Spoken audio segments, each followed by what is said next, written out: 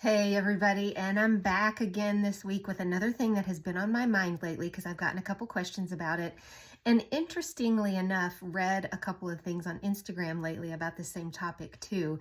So it's a great thing to clarify today.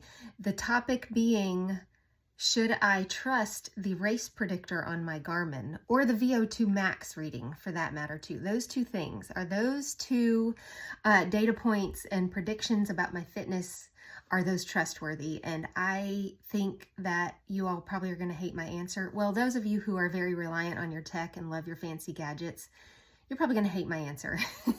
And my answer is no. I think that stuff is kind of fun to have. It's fun to follow. It's fun to kind of see trends and things along the way.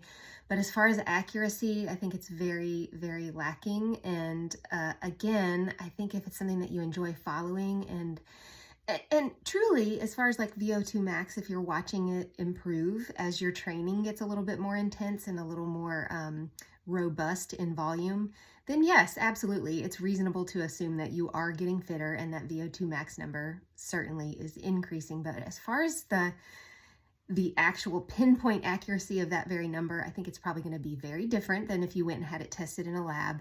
And also the race predictor. It's been my own personal experience for me personally, as well as many people I've coached. You really just cannot trust that at all.